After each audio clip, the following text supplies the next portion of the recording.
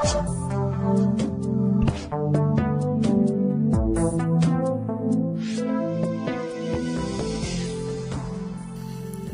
Timoteja 3. nodaļa no 14 līdz 17.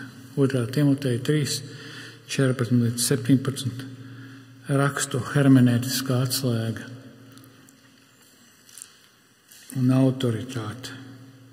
Hermenētika tā ir zinātne, kas saistīta ar izskaidrošanu, izpratni, ja?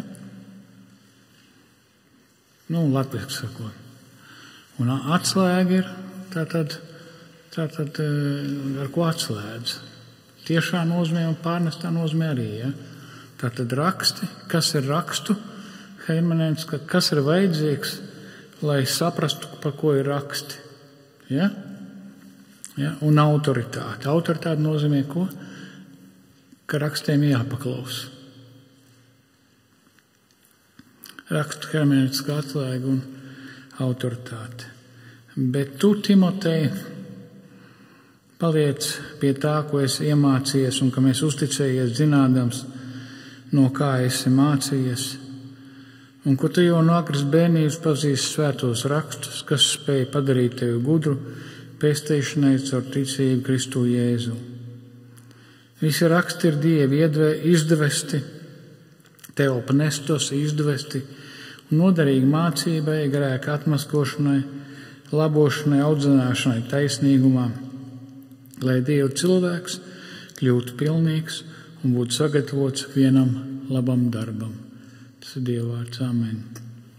Es varenais Tēvs, paldies, ka Tu esi mums atstājis rakstus, ka Tu esi vadījis ar svēto garu praviešus, gan pārējos autorus, apustuļus, kas ir pierakstījuši to, ko tu esi teicis, to, ko tu esi gribējis pateikt, un ka mūsu rīcībā līdz ar to ir Tevis gribētais un Tevis pateiktais vārds, lai mēs tam paklausītu, lai mēs paļauties, ka ar šiem rakstiem mums ir pietiekami, lai mēs būtu pilnīgi, lai mēs kļūtu pilnīgi un būtu gatavi katram labam darbam.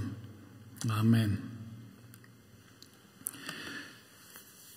Šī vēstule ir neilgi sarakstīta, Pāvils saraksta neilgi pirms savas nāves.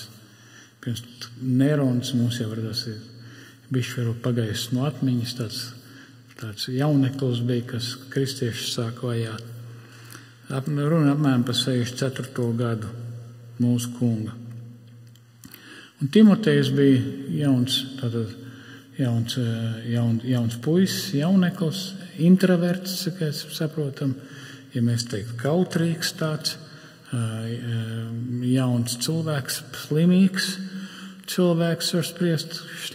Pāvils viņam tur iesaka dažādas ieteikumus, kā tikt garā vēdera problēmām un tam līdzīgs, slimīgs, kautrīgs. Tenī kultūrā vecāki vīri jaunekļus parasti neklausījās, līdz ar to viņam bija jādarbojas situācijā, viņš kā jauns cilvēks, viņš bija ielikts vadīt Efezes drauci, un Pāvils atstāja pirms savas nāves to galveno, kas viņam vajadzīgs būs kā mācītājam, kā garīgajam tēvam, lai gan viņš ir jauns. Ja, arī kā mums saprast, kas mums ir vajadzīgs, lai mēs tātad pieaugtu Kristu, lai mēs tiktu audzināti, lai mēs tiktu brīdināti, lai mēs tiktu uzmundrināti, lai mēs sāpēs būtu iedrošināti, ja, slimībās uzturēti, lai mēs pieaugtu svētdarīšanā, līdzīgā Kristum, lai mēs kļūtu pilnīgi, pilnīgāki, lai mēs būtu gatavi katram labam darbam. Cik interesanti ir arī, ka prakse pierāda, ka arī cilvēki, kas cieš no briesmīgām sāpēm, briesmīgiem pārbaudījumiem, ir ļoti noderīgi, ka vismaz 1 vai 2 stundas nedēļā šis cilvēks, kas pats ir briesmīgos pārbaudījumos, kalpo kādam citam, kas nav radinieks, kas nav par naudu, kas nav no viņa atkarīgs vai no viņš nav atkarīgs, kas kalpo viņam vismaz 2 stundas nedēļā, palīdz kaut kādā veidā, kas vēl smagākā situācijā. Tas palīdz tam cietējam, kas palīdz un tam, kam palīdz. Ja? Praksa to pierāda jau ilgstoša prakse, kur cilvēks strādā ar cilvēkiem, kur iedrošina. Šis ir viens no noteikumiem. Tā ir mācība, uzturēšanās, galu galā paklausīšana rakstiem. Tad, kad raudāšana ir beigusies, kad laiks ir kāpt to akmeni velt nost, nākt ārā, tad cietējams saka, tev jābūt gatavam pagodināt Dievu vairāk nekā elpot. Ja tu neesi gatavs, nekas nebūs. Labi, es pagodināšu, vai paliks labāk. Nē, tu nesaprati. Tu to nevari saistīt, tu nezini, vai tev paliks labāk vai nē. Tev ir jāpaklaus, tev jābūt gatavam pagodināt Dievu ar savu dzīvi. Neatkarīgi no tā, vai tev paliks labāk vai nē. Un pie šīs iedrošināšanas, pie mācīšanas, pie atgādināšanas nāk šī kalpošana. Ja? Tātad no 13 līdz 14 Kristus Jēzus ir hermenētiskā atslēga svētajiem rakstiem. Ticība Kristum ir nepieciešamais nosacījums, lai mēs pareizi saprastu, lai mēs pareizi izprastu, par ko ir vecā un jaunā derība. Ja? Bet tu paliec pie tā, viņš tur iepriekš apraksta, ka pēdējos laikos notiks dažādas nebūšanas, viltus mācītāji, kad cilvēks skries, kā saka, visādiem elkiem pakaļ, bet tu paliec pie tā, ko es mācījies un kam es uzticējies, zinādams no kā, jeb no kuriem tu esi mācījies. Nu, kas tad tas ir? Tātad Pāvils iepriekš atgādināja, ka tie ir uzticami, šie, kas mācīja, ir uzticami. Pāvils ar savu dzīvi pierādīja, ar savām ciešanām pierādīja, ka viņam var uzticēties. Ja? Un jūs teiksiet, bet Alvi, arī musulmaņu terorists spridzinās bļaudami, ka mēnesis Dievs, Allahs ir augstāks par visiem, uzspridzinās. Redziet, te jums jāsaprot. Pāvils bija acu liecinieks un pārējie apustuļi. Acu liecinieks melu dēļ nemirs. Jūs varat kādam citam iestāstīt, ka tas ir tā, viņš mirs par meliem, jo viņš nezina, viņš ir uzticējies tam. Bet acu liecinieks melu dēļ pats nemirs. Ja Kristus augšām necēlās, neviens nestāstīt, ka viņš ir augšām cēlās stobra priekšā. Saprotiet? Tad tas meklēsim kādu citu varoni. Tas jums jāsaprot. Tā ir tā vislielākā atšķirība. Ja jūs to nesapratīs, palaiduši garām visu. Cilvēks spridzinās ideju dēļ, krīt no kokiem, nēd, var sakot, visu kaut ko dara. Ja? Pāvils bija aculiecinieks, Pāvils sastapa Kristu. Pāvils devās ceļā uz Damasku cīnīties pret kristietību, iznīcināt, nogalināt. Viņš bija slepkava. Pāvils bija slepkava. Ne vairāk un ne mazāk. Ja? Kristus viņu sastapa. Un tagad Pāvils saka, tu redzēji, kā es dzīvoju. Tu redzēji, esmu uzticams. Un tavu mammu, tavu vecmāmu viņa ir uzticama. Bet ko tad tu mācījies? Ko tu mācījies? Un te ir svarīgi. Tu pazīsti svētos rakstus no bērnības, kas spēj padarīt gudru tev pestīšanai caur ticību Kristu Jēzu. Kas spēj padarīt, tur ir tiešais pareizais tulkojums, kas spēja padarīt, kam ir vara, spēja padarīt tev gudru glābšanai, kas ir nosacījums ticībai Kristu Jēzu. Ticībai Kristu Jēzu, jeb Kristus evaņģēlijs, ticība Kristum, ir hermenētiskā atslēga, kura mums palīdz pareizi saprast svētos rakstus. Par ko ir svētie raksti? Un patiesībā jau diezgan vienkārši. Ja jūs pat neesat daudz teoloģijās trenēti, bet jūs esat aizlasījušies līdz 1. Mūzes grāmatai 3.15, un jūs lasāt tādus vārdus. Es celšu ienaidu starp tevi un sievu, starp tavu sēklu un viņas sēklu zera sēkla pēcnācēji, vai pēcnācējas zera, vai būtu galvenskaitlis vai vienskaitlis, tad mēs sakām, šeit ir šie antitēzi ielikt, sātana sekotāji un sievas sekotāji, ja? Un tālāk viņš, tātad viens no šiem pēcnācējiem, sadargās tev galvu, bet tu, sātan, iekodīsi viņam papēdī. Un tagad, tātad jūs, ko tad jūs esat pietiekami gudri, sakat, pagaidi, nu tad tā grāmata laikam ir par to vīru, kas iznīcinās sātanu. Pareizi. Nu, tā grāmatā pateikts, par ko viņi ir sākumā. Pareizi ievadā, ja var tā teikt, ievadā, mēs redzam šo notikumu, tagad sākās seriāls, 1. sezona, mēs meklējam, ja, kurš ir tas čalis, kur ir tas vīrs, tas varonis, tas lidojošā pele vai kāda tur filmas tagad taisa, ja, kas iznīcinās ienaidnieku. Kurš viņš ir? Mēs lasām Bībeli, mēs veram vaļā, mēs redzam stāstus par daudzām tautām. Aha, tātad mēs meklējam ko? No kuras tautas? Nu, skaidrs, tik tālu mēs sapratām. Pēkšņi mēs nonākam kopī pie vienas nācijas, pie šemītiem, šemītiem, jeb semītiem.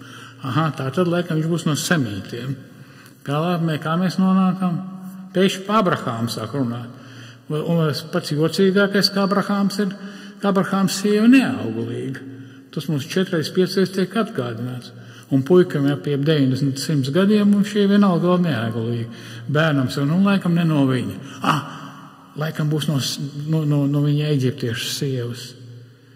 Tajā laikā bija tā parasts, kad pieved sievu, viņš sagādāja bērnu no citas sievietes, un viņi uzskatīja par viņas sievas bērnu un kā audzināja kā mantinieku. Nu, tā laikam Išmēls būs pareizi, vai ne? Kungs saka, nē. Nebūs. Bet nākamgad, kad es nākšu, tev būs bērns. Un kas smējās? Kas smējās?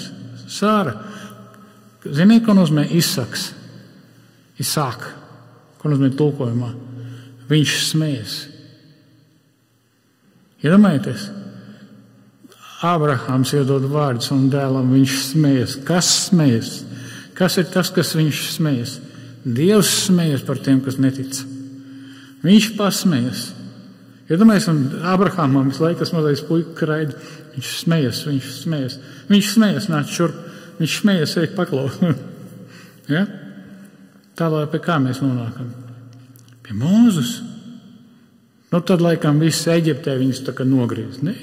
Iziet laukā. Nu, tagad pievdīs pie jūs akalnē.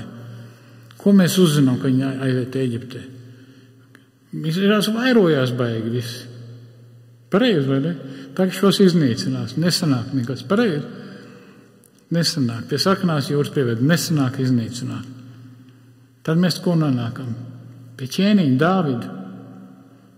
Nu, tas gan razbainieks. Tur laikam nekas nesanāk. Nē, tomēr Dievu žēlastība pār.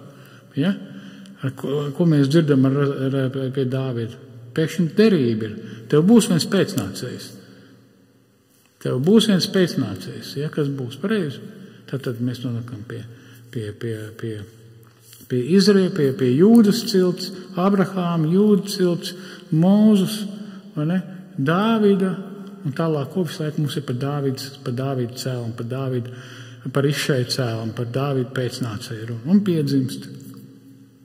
Ja, un vēlāk, kad mēs uzmanīgi lasām, ko saka augšām celtais Kristus, tagad tie domāja, ka Jēzus un Nācerets, ka viņš ir tas Kristus, apsolītais, ko šodien lasējām 2. psalmā, ka mēs tagad visiem iedosim.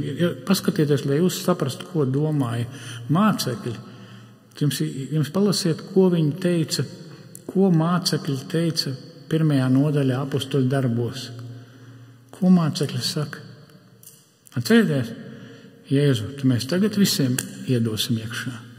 Tad mēs tagad visiem. Ja es saku, nē, čēļ, jūs tā arī nesapratāt. Jūs nesapratat, par ko ir runa. Bet jūs būsiet mani liecinieki. Ja? Un ko viņš mācekļiem saka 24. nodaļā Lūkas evaņģēlijā, ka viņi iet uz Ēmau, iet divi velkās, pēkšņi satiek vienu čalu, viņš saka, Viņš saka, puikas, kas ir noticis? Šie šo nepazīst. Kāpēc? Mirušie tak šaukšām neceļas, pareizi. Bet jums stāstīja, jā, bet padomā pats piedzīvot reāli. Viena lieta ir, būsim atklāti. Ja? Vakar jūs apglabājat, no rīta viņš sēž mums tramvajā blakus. Kā jūs domājat, ka tas ir viņš? Viņš jūs uzrunāt pateikt, ka jau pieskartos biksēs būtu vairāk nekā vēderā, protams, tanī brīdī. Un ko viņiem saka? Tu vienīgais no laukiem esi.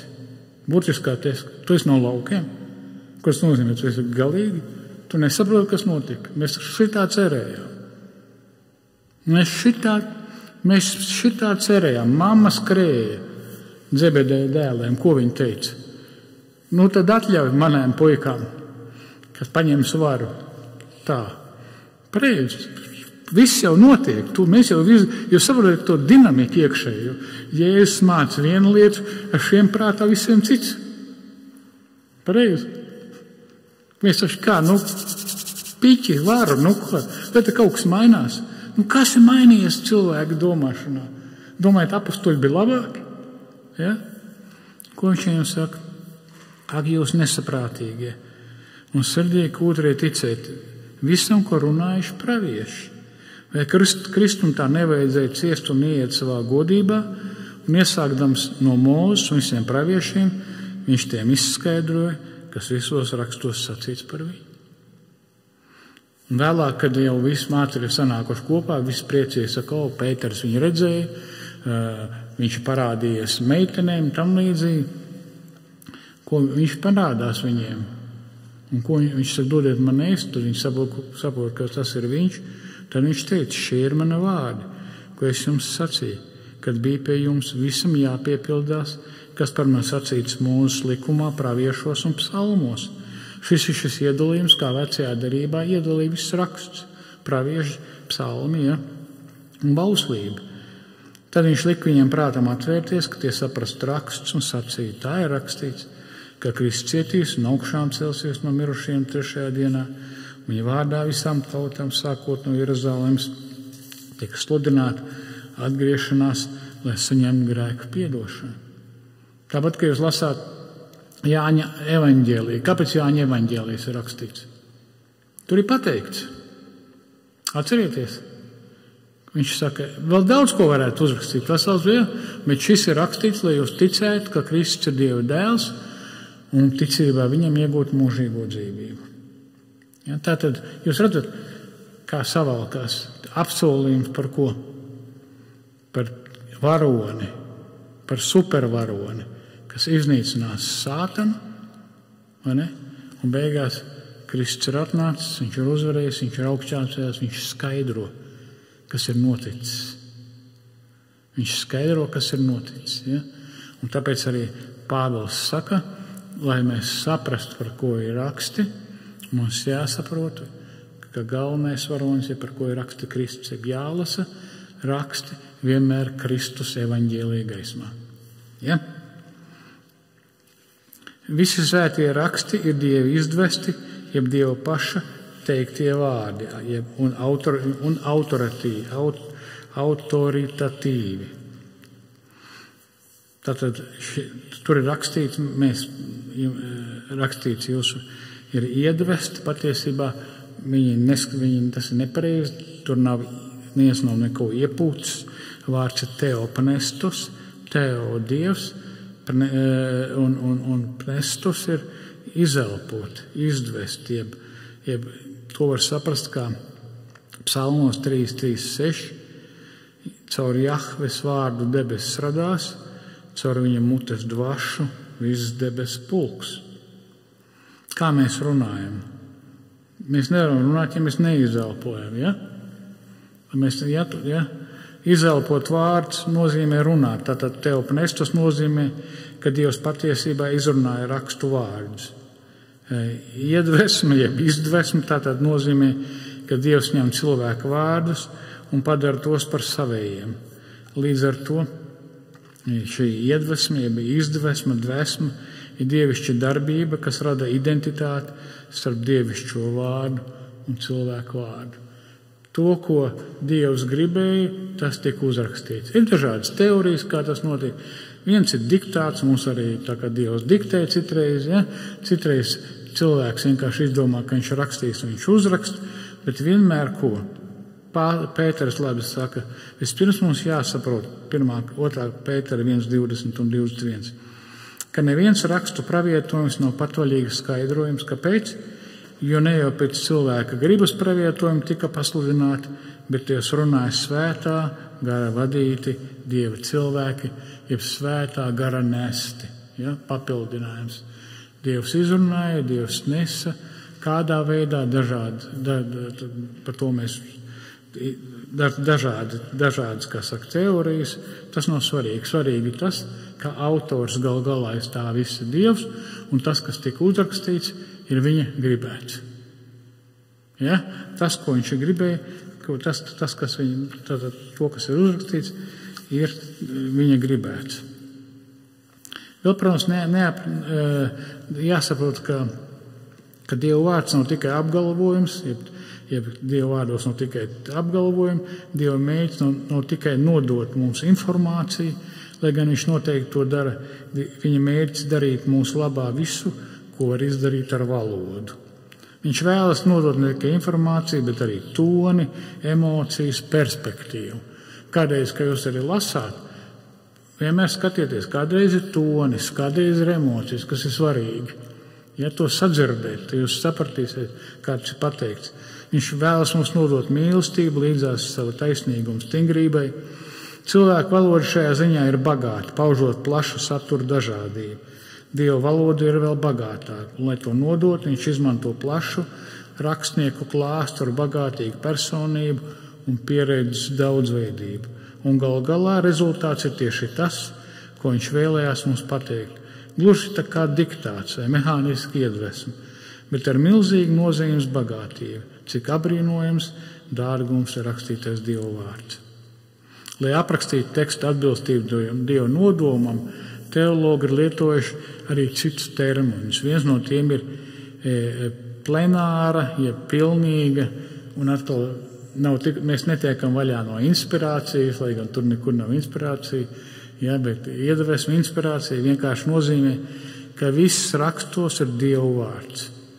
Ka Dievs gribēja, lai tas, kas ir uzrakstīts viss. Ja? Līdz ar to mēs varam teikt, ka viss kanons ir Dieva vārds. Kā mēs jau esam redzējuši, ja Bībele pilnībā ir inspirēta, ja pēc Dieva gribas izteikt, mēs nedrīkstam izvēlēties rakstos, uzskatot vienu daļu par Dieva vārdu, bet otru daļu tikai par cilvēcisku, vai vienu par svarīgāku, vai vienu par nesvarīgu un nevajadzīgu. Ja? Viss ir raksti, tātad viss ir tas, ir Dievs sarakstījis, jeb izmantojis cilvēks kā instruments, lai būtu pierakstīts. Un ir tā saucamā otrs, ko cilvēks saka, verbālā inspirācija, kas nozīmē, ka rakstu vārdi un ne tikai Bībeles autora idejas ir Dieva vārds. Ja?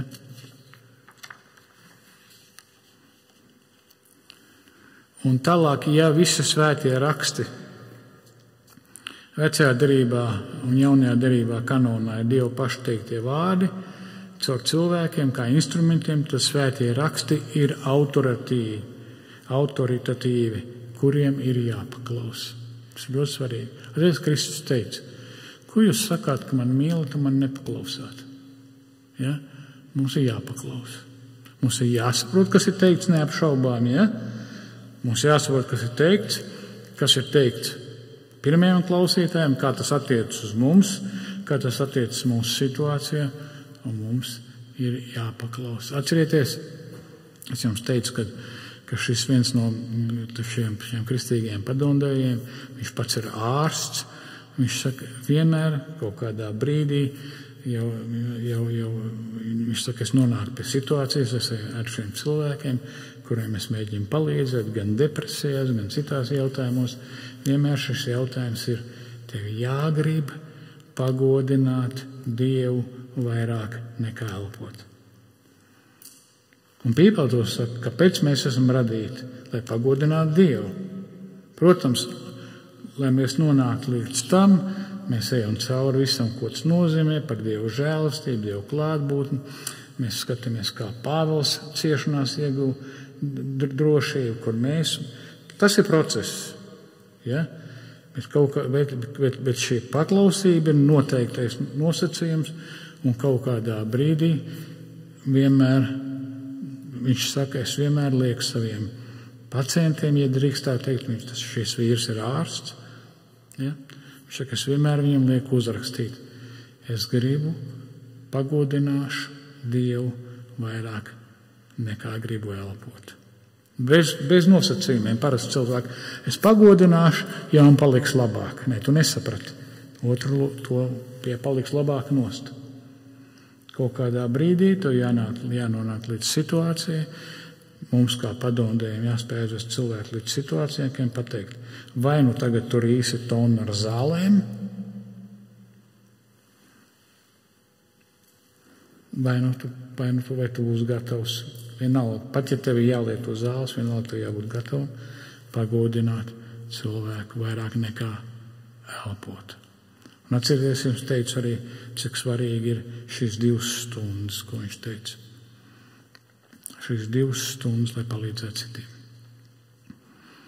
Un 16b līdz 17 visi raksti ir noderīgi mācībai, lai Dieva cilvēks kļūtu pilnīgs un sagatavots katram, jeb ikvienam labam darbam. Tātad svētie raksti ir Dieva izdvesti un noderīgi mācībai, grēka atmaskošanai, labošanai, audzināšanai, taisnīgumā, lai Dieva cilvēks kļūtu pilnīgs un būtu sagatavots ikvienam labam darbam. Un šajienas nāk šī mācība par rakstu pietiekamību, ka visi raksti ir noderīgi, ka ar rakstiem pietiek, lai cilvēku sagatavotu šiem labajiem darbiem, šai kalpošanai, lai viņš kļūtu pilnīgs. Bet tas ir process, protams. Tātad šodien, ejot mājās, pats galvenais, lai atceramies, lai mēs saprastu Bībeli, mums Bībeli vienmēr ir jālasa Kristus gaismā. Bībeli vienmēr ir jālasa, jādomā Kristus gaismā. Kā tas ir saistīts ar Kristu, ar glābšanu. Ja? Otrs, kas mums jāsaprot, ka viss, kas ir Bībelē, ir Dieva izdvests. Viss, kas tur rakstīts, ir Dievs ir gribējis. Pat ja mums kaut kas tur nepatīk. Ja? Dievs gribējis ir, un tāpēc tas ir autoritīvs. Tāpēc ir mums svarīgi saprast, kas tur ir teikts. Kādreiz gadās arī nepareizi notulkots, pareizi, tā arī gadās. Bet tas ir reti. Ja, pamatā mums jāmēģina saprast no konteksta viss, kas tur ir teikts. Tāpēc mums kādreiz arī Bībelē ir sevišķi ar to ir slavens Jānis, ka viņam ir šis it kā redzamās pretrunas. Ja, it kā redzamās pretrunas tāpat kā kādā no romāniem, kur bija teikts, ka šie bija labākie laiki un šie bija sliktākie laiki. Un lasītam jāsaprot, kādā ziņā šie bija labākie laiki un kādā nozīmē šie bija sliktākie laiki. Ja? Ko Dievs grib, ko svētājs grib? Lai lasītājs apstātos un padomātu. Pareizi. Ja, kas notiek? Bībele uzsāk dialogu ar mums. Protams, ja mēs tā kā gribam ātri dabūt kā no vecākiem naudiņu un ātri aizskriet prom, labi, es saprastu, man vajag. Parasti jau tā, vai ne? Ja? Tad tas dialogs bet viņš mūs aicina uz dialogu. Bībele, jeb Dievvvārds mums aicina uz dialogu, sarunāties. Ja? Apsēdīsimies, jeb kā viena tāda nepārāk godājama organizācija teica, viņas angliski saucās sit down, apsēšanās un parunāšana, kas zina, par ko mēs runājam. Ja? Tātad aicina mūs uz dialogu. Un Bībeli, visi raksti ir noderīgi Tātad mācībai, grēka atmaskošanai, labošanai, audzināšanai, lai Dieva cilvēks kļūtu pilnīgs un būtu sagatavots ikvienam labam darbam. Lai Dievs mūs svētī. Āmen. Būsiet mīļi gaidīt uz mūsu draudzes dievkalpojumiem svētdienās Lāčplēša ielā 37.